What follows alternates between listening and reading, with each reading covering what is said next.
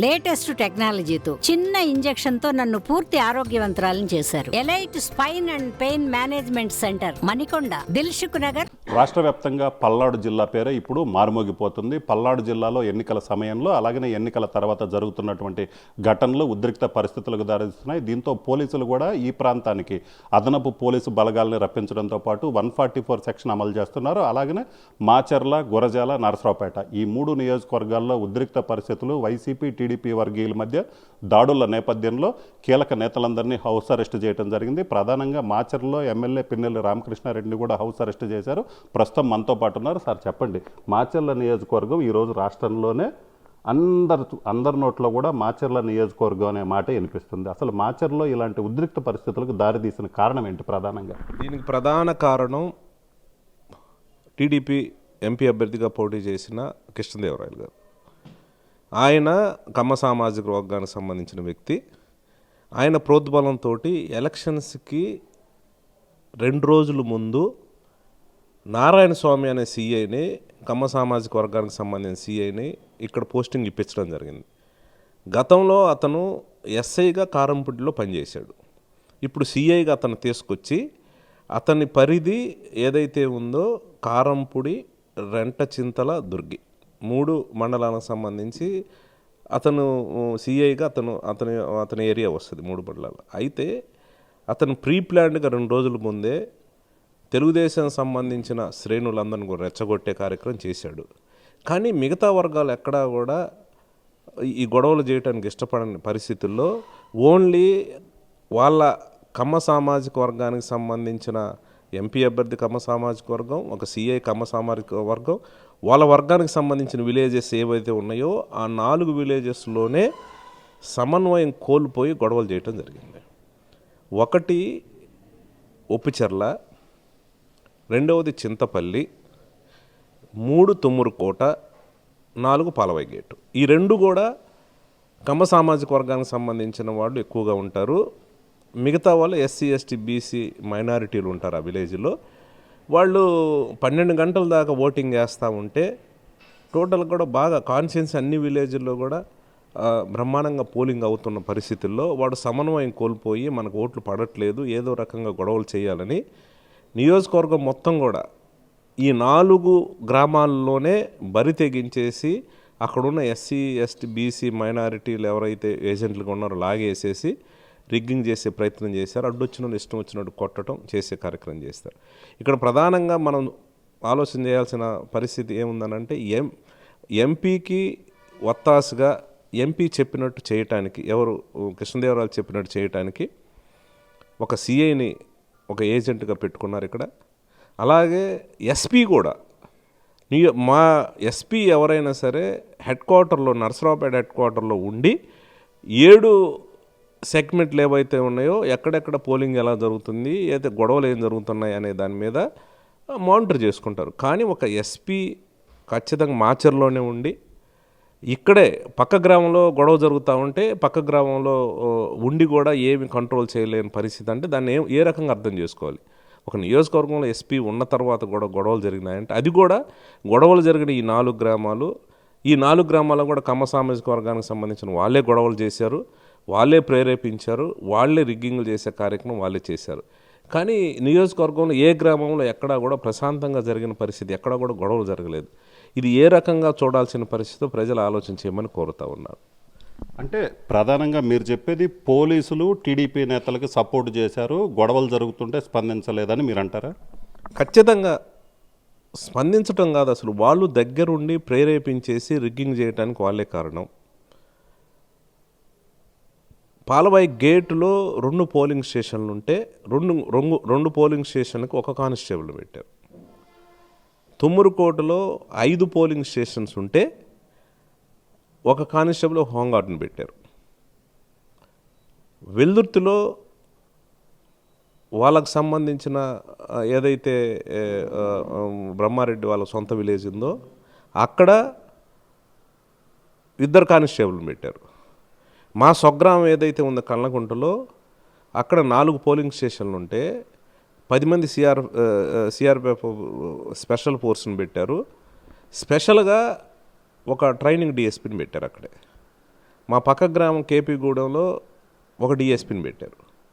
అనంటే ప్రీ ప్లాన్డ్గా police department వాళ్ళకు సంబంధించిన విలేజ్లో గొడవలు ముందే ప్రీ ప్లాన్డ్గా కూడా ఒక కానిస్టేబుల్ హోంగార్డును పెట్టి సెక్యూరిటీ లేకుండా చేసి వాడు దాడులు చేయడానికి వీళ్ళే ప్రేరేపించారు. ఫస్ట్ పాయింట్ అది.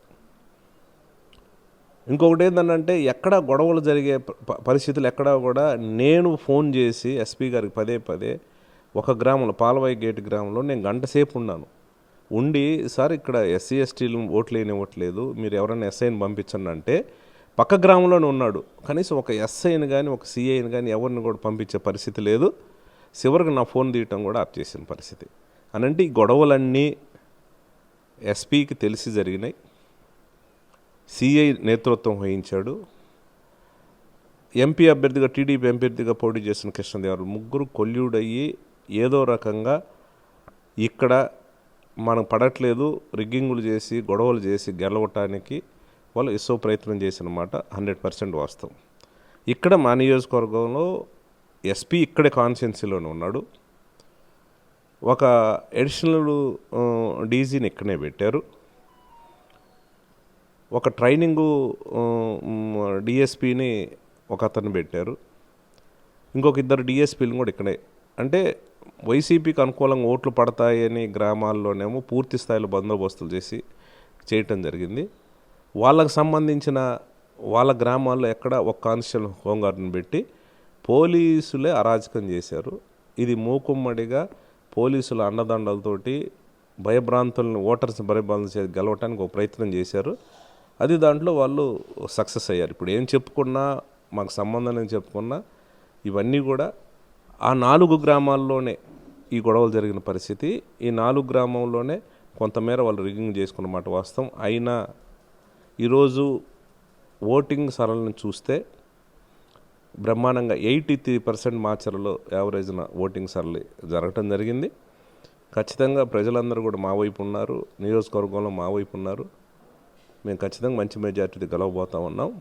దయచేసి ఈ సందర్భంగా ప్రజలందరినీ కూడా కోరుతా ఉన్నాను, మాచర్ల నియోజకవర్గంలో ఉండే కార్యకర్తలని అభిమానులందరినీ కోరుతూ ఉన్నాం. ఎవరు సమన్వయం కోల్పోవాల్సిన అవసరం లేదు. ఖచ్చితంగా మన ప్రభుత్వం వస్తుంది, ఎవరు అధైర్యపడాల్సిన పని లేదు. ఎవరైతే ఈ రకంగా గొడవలకు ప్రేరేపించారో ఖచ్చితంగా వాళ్ళ మీద నేను ముఖ్యమంత్రి గారి దృష్టికి తీసుకెళ్తాను. వాళ్ళని ఖచ్చితంగా కూడా చట్టపరంగా కూడా వాళ్ళని చర్యలు తీసుకునే కార్యక్రమం చేస్తూ ఉన్నాం. నిన్న నేను కారంపూడిలో పోతురాజుగుట్టలో ఒక ఎస్టీలకి ఇల్లు పగలగొట్టినారని అంటే కార్యకర్తలు వాళ్ళ భయభ్రాంతులతో ఆడవాళ్ళందరూ కూడా ఏడుస్తూ ఉంటే పరామర్శించడానికి నేను పోతే, నేను కారంపూడి ఆ విలేజ్ దగ్గర కూడా పోలే, కారంపూడి ఊరు బయటనే ఉంటే ఈ లోపలనే అదే సామాజిక వర్గానికి సంబంధించి వాళ్ళందరూ కూడా గుంపులుగా అయ్యి వాళ్ళు దాడి చేయటం జరిగింది. కానీ నేను విధి లేక వెనక్కి రావటం జరిగింది. ఇవన్నీ కూడా అడ్డం పెట్టుకొని ఇప్పటికీ కూడా పోలీసు వాళ్ళు వన్ సైడ్గా చేస్తూ ఉన్నారు. ఇప్పటికీ కూడా మా వాళ్ళ మీద కేసులు కట్టి మా వాళ్ళని హింసించే కార్యక్రమం, బెదిరించే కార్యక్రమం చేస్తూ ఉన్నారు. ఖచ్చితంగా ఈ సంఘటనల మీద స్పెషల్ ఎంక్వైరీ పెట్టిస్తాను. ముఖ్యమంత్రి గారి చెప్పే స్పెషల్ ఎంక్వైరీ పెట్టించేసి దీంట్లో ఎవరెవరి పాత్ర ఉందో, ఎంత పెద్ద అధికారుల పాత్ర ఉన్నా, ఎవరి పాత్ర ఉన్నా కూడా వాళ్ళందరి మీద చట్టపరంగా శిక్షించే కార్యక్రమం ఖచ్చితంగా చేస్తాం. మీరేమో మేమే బాధితులం అంటున్నారు, కానీ అక్కడ కారంపూడిలో చూసుకున్నట్లయితే టీడీపీ కార్యాలయం మీద దాడి జరిగింది. సో టీడీపీ కార్యకర్తకు సంబంధించి ఒక వెహికల్ కూడా తగలబెట్టారు. అక్కడ పిన్నెల్లి సోదరులు వచ్చిన తర్వాతనే ఈ గొడవ జరిగిందని చెప్తున్నారు. మీరేమంటారు? మీ గ్రౌండ్ లెవెల్లో మీరు పోయి ఎంక్వైరీ చేయమని అడుగుతా ఉన్నాను. ఒకసారి ఒప్పిచర్ల గ్రామం వెళ్ళండి. నిన్న ఏ రకంగా బీభత్సం చేసి అక్కడున్న ఎస్సీ ఎస్టీ వాళ్ళని ఏ రకంగా రోడ్డు మీదకి లాగి ఆడవాళ్ళని పిల్లల్ని చూడకుండా ఎవరు కొట్టారు, ఎవరు గొడవ చేశారు. ఇంకొకటి మీరు చింతపల్లి వెళ్ళండి. అక్కడ ఎవరున్నాడు, సామాన్యులు ఎవరైతే ఉన్నారో, ఎస్సీస్ ఎవరైతే ఉన్నారో, ఎస్టీలు ఎవరైతే ఉన్నారో, బీసీలు ఎవరైతే ఉన్నారో వాళ్ళ దగ్గర పోయి మీరు ఓపెన్గా కూడా ఎంక్వైరీ చేసి అడగండి. ఇంకొకటి తుమ్మురుకోట వెళ్ళండి. మీరు గ్రౌండ్ లెవెల్లో అసలు ఎవరు గొడవ చేశారు, ఎవరు చేశారు అనేది అర్థమవుతుంది. నేను చెప్పాల్సిన పరిస్థితి కాదు. వాళ్ళేదో కావాలని ఎదురుదాడి చేసి ఈ పోలీసులు అండుంది, మాకు డిపార్ట్మెంట్ అండుంది, మమ్మల్ని ఏం చేయలేరనే ఆలోచనతో తాత్కాలికంగా వాళ్ళు ఆనందపడతా ఉన్నారు. మీ ద్వారా మీ మీడియా ద్వారా నేను చెప్తా ఉన్నాను, మీరే స్వయంగా పోయి ఆ 3 గ్రామాల్లో ఉండే ఎవరినొద్దు ఆ ఎస్సీ ఎస్టీ బీసీ వాళ్ళని నిన్న ఏం జరిగింది, ఎట్లా జరిగింది, ఈ సంఘటన కారణాలు ఎవరు, కొట్టింది ఎవరు, ఎందుకు కొట్టారు అనేది అడగండి. అది మీకే తెలుస్తుంది. నేను చెప్పాల్సిన పరిస్థితి కూడా లేదు.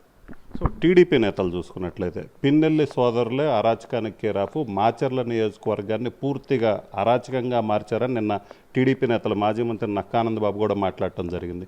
ఏమంటారు? అంటే టీడీపీ నేతలు మిమ్మల్ని టార్గెట్గా చేసుకొని, మిమ్మల్ని మీ సోదరుని టార్గెట్గా చేసుకొని మాట్లాడుతున్నారు. నిజంగా ఇలాంటి పరిస్థితి ఉంటే వాళ్ళు మళ్ళీ మిమ్మల్ని ఎందుకు టార్గెట్గా చేసుకొని మాట్లాడుతున్నారు అనుకోవచ్చు. ఖచ్చితంగా వాళ్ళు ఒక రకమైన డిప్రెషన్లో భయపడతా ఉన్నారు. ఎందుకంటే వరుసగా నేను 4 సార్లు శాసనసభ్యుని ఎన్నికైనా 2019 ఎలక్షన్ చూసినా కూడా ఎక్కడా కూడా ఇలాంటి సంఘటనలు జరిగిన పరిస్థితి లేదు. అంతకుముందు 2014లో కానీ 2012లో కానీ 2009లో కానీ ఎక్కడా కూడా ఇలాంటి సంఘటనలు ఇంత పెద్ద జరిగిన పరిస్థితి లేదు. అంటే వరుసగా మేము బలంగా ఏడుండి గెలుస్తూ వస్తూ ఉన్నాం కాబట్టి ఏదో రకంగా నన్ను నిలువరించాలి, ఏదో రకంగా ఆపాలి అని ప్రీ ప్లాన్డ్గా పోలీసుల డిపార్ట్మెంట్తో కొమ్మక్కై ఎలక్షన్ కోసం ముందే మేనేజ్ చేసి వాళ్ళు కావాలని ఎస్పీని కావాలని తీసుకొని వచ్చి వాళ్ళ సామాజిక వర్గానికి సంబంధించిన వ్యక్తి ఎవరైతే ఉన్నారో ఒక సిఐని కూడా 2 రోజుల ముందు ఇక్కడ పోస్టింగ్ వేయించుకొని నియోజకవర్గంలో ఎక్కడా గొడవలు జరగలేదు. ఆ 4 గ్రామాలలోనే గొడవలు చేసి కొట్టడం జరిగింది తప్పితే మిగతా ఇన్ని గ్రామాల్లో ఎక్కడా కూడా, ఇప్పుడు మాచర్ల మండలంలో ఏ గ్రామంలో కూడా గొడవలు జరిగిన పరిస్థితి లేదు. అలాగే వెల్దుర్తి మండలంలో కూడా చిన్న చిన్న చెదురుమన సంఘటనలు తప్పితే ఎక్కడా కూడా జరిగిన పరిస్థితి లేదు. దుర్గి మండలంలో కూడా చూస్తే ముటుకూరులో ఉదయం ఒక చెదురుమర చిన్న సంఘటన జరిగింది తప్పితే మండలం మొత్తం మీద ఎక్కడా కూడా జరిగిన పరిస్థితి లేదు. ఒక కారంపూడి రెంటచింతల మండలంలో 2 గ్రామాల్లో వాళ్ళే ఈవీఎంలు పగలగొట్టి వాళ్ళే ఎవరిని రాకుండా భయభ్రాంతులు చేసి వాళ్ళే వన్ సైడ్గా కూడా ఎలక్షన్ చేసుకోవడానికి కారణం. ఎందుకంటే నిన్న అనిల్ కుమార్ యాదవ్ గారు రావటం జరిగింది ఎలక్షన్ పర్యవేక్షణ చేయడానికి, చూసుకోవటానికి. అయితే అక్కడ ఏం జరిగింది, తుమ్మూరుకోడు విలేజ్లలో అక్కడ 5 పోలింగ్ స్టేషన్స్ ఉన్నాయి. 5 పోలింగ్ స్టేషన్స్ మధ్యాహ్నం 12 గంటల దాకా చూస్తే మాకు వన్ సైడ్గా ఎస్సీ ఎస్టీ బీసీలు ఓట్లు వేస్తూ ఉన్నారు. దాన్ని అడ్డం పెంచుకొని వాళ్ళు జీర్ణించుకోలేక అక్కడ 5 పోలింగ్ స్టేషన్లో ఉన్న ఈవీఎం ఏవైతే మిషన్స్ ఉన్నాయో వాళ్ళే పగలగొట్టారు. వాళ్ళే పగలగొట్టి అక్కడుండే వాళ్ళందరినీ కూడా భయభ్రాంతులు చేసి మళ్ళీ మేము కలెక్టర్ని కూడా రిక్వెస్ట్ చేయటం జరిగింది. వాళ్ళే పగలగొట్టారు, ఎవరు కూడా వచ్చే పరిస్థితి లేదు, దయచేసి రీపోలింగ్ పెట్టండి అని కూడా మేము వాళ్ళకి ఇన్ఫర్మేషన్ ఇచ్చాం, మెయిల్ కూడా చేస్తే చివరికి కలెక్టర్ కూడా వినకుండా అక్కడ ఖచ్చితంగా మళ్ళీ 1 గంట తర్వాత మళ్ళీ మేము పోలింగ్ స్టార్ట్ చేస్తున్నాం చెప్పడం జరిగింది. పోలింగ్ స్టార్ట్ చేశారు. కానీ మా ఏజెంట్లు కూడా అలౌ చేయకుండా, మా పార్టీ ఏజెంట్లు లేకుండా తుమ్మూరుకోట ఎలక్షన్ చేశారు. దాన్ని ఏమంటారు? ఒప్పిచర్లో కూడా అదే పరిస్థితి, చింతపల్లిలో కూడా అదే పరిస్థితి. వీళ్ళందరూ కూడా ఏజెంట్లు లేకుండా ఎలక్షన్ చేసి వీళ్ళు ఏదైనా ఎస్పీ గారు ఏదనంటే మీ ఏజెంట్ రమ్మని అంటారు. ఓ పక్క బయట రానివ్వట్లేదు, వాళ్ళ ఇళ్ళ మీద పోయి కొడతా ఉన్నారని అంటే దానికి ఆన్సర్ లేకుండా కావాలని కొల్లుడై ఈ రకంగా చేసిన పరిస్థితి. ఈ 4 గ్రామం నియోజకవర్గం మొత్తం చూస్తే ఒక ఒప్పిచర్ల, చింతపల్లి, తుమ్మూరుకోటు, పాల్వాయి గేటు, ఈ 4 గ్రామాలలోనే కమ్మ సామాజిక వర్గానికి సంబంధించి ఎక్కువగా ఉంటారు. ఈ 4 గ్రామాల్లోని వాళ్ళందరూ కూడా జీర్ణించుకోలేక ఎలాగైనా సరే మాకు ఓట్లు పడట్లేదు, ఎస్సీ ఎస్టీ బీసీలు ఓట్లు ఇవ్వట్లేదు, వాళ్ళని బెదిరించేసి, వాళ్ళు చిన్నోళ్ళు కాబట్టి బెదిరించి రాకుండా చేయాలని ఈ 4 గ్రామాల్లో గొడవలు జరిగినాయి. ఎస్పీ ఉండి, ఐజీ ఉండి, 3 డిఎస్పీలు ఉండి 4 గ్రామాలని కూడా నిర్వహించలేక ఎందుకు పోయి ఎలక్షన్ చేయించలేకపోయినారనేది ప్రజలు చూస్తూ ఉన్నారు. వాళ్ళు వన్ సైడ్గా చేసి కావాలని మా వాళ్ళని బెదిరించినారంటాను ఇంతకన్నా నిదర్శనం అయితే ఏం లేదు. సో ఇది పరిస్థితి. మొత్తం మీద చూసినట్లయితే నరసరావుపేట ఎంపీ అభ్యర్థిగా టీడీపీ తరపున పోటీ చేసినటువంటి లావు శ్రీకృష్ణదేవరాయలే మాచర్ల నియోజకవర్గంలో జరిగినటువంటి గొడవలకి ప్రధాన కారణం. ఎన్నికలకు ముందే ఎస్పీ కావచ్చు, అలాగనే కారంపూడి మండలానికి సంబంధించిన ఆయన సామాజిక వర్గానికి చెందినటువంటి సిఐని మార్పించుకున్నారు. అక్కడ ఆ పరిధిలోనే మాచర్ల నియోజకవర్గంలో అన్ని చోట్ల ప్రశాంతంగా ఎన్నికలు జరిగినప్పటికీ కూడా కారంపూడి సిఐ పరిధిలో ఉన్నటువంటి గ్రామాల్లోనే అరాచకం జరిగింది, గొడవలు జరిగాయి. వైసీపీ నేతల్ని ఓట్లు వేయనీయకుండా అడ్డుకున్నారు, ఏజెంట్లను కూడా బయటికి లాగినటువంటి పరిస్థితి ఉంది. ఖచ్చితంగా పోలీసులు పక్షపాతంగా వ్యవహరించారు. అలాగనే రెవెన్యూ అధికారులు, కలెక్టర్ కావచ్చు, మిగతా అధికారులు కావచ్చు, ఎన్నికల్లో ఏకపక్షంగా వ్యవహరించారు. వైసీపీ నేతలకి సంబంధించినటువంటి వాళ్ళ మీద దాడులు జరుగుతుంటే కనీసం తాను ఇంటిమేషన్ ఇచ్చినప్పటికీ కూడా పట్టించుకోలేదు. టీడీపీ నేతలకు అనుకూలంగా వ్యవహరించారు. అదే పరిస్థితి వల్ల ఈ ఘటనలు చోటు చేసుకున్నాయి. అలాగనే కారంపూడి ఘటనకు సంబంధించి కూడా తాను గాయపడ్డ వాళ్ళని పరామర్శించడానికి వెళ్తున్న సమయంలోనే ఒప్పిచెర్ల వద్దే వాళ్ళు అడ్డుకోవడం జరిగింది, భారీ ఎత్తున తరలి వచ్చారు. సో దాంతో తాను వెనక్కి వచ్చానని చెప్తున్నారు. మొత్తం మీద అయితే మాత్రం దాడులు మాచర్ల నియోజకవర్గంలో జరిగినటువంటి ఘటనలు ఏదైతే ఉన్నాయో ఆ ఘటనల మీద ముఖ్యమంత్రి దృష్టికి తీసుకెళ్తాను, దీని మీద ప్రత్యేకంగా స్పెషల్ ఎంక్వైరీ చేయించి ఎవరైతే ఈ దాడులకు కారణమైన వారు ఉన్నారో వాళ్ళని చట్టపరంగా శిక్షించేలాగా చర్యలు తీసుకుంటామని చెప్తున్నారు. కెమెరామెన్ సిద్ధుతో రామారావు, RTV మాచర్ల నుంచి. మరిన్ని వీడియోస్ కోసం ఛానల్ ని సబ్స్క్రైబ్ చేయండి, లేటెస్ట్ అప్డేట్స్ కోసం వాట్సాప్ ఛానల్ ని ఫాలో చేయండి అండ్ లింక్ డిస్క్రిప్షన్ లో ఉంది.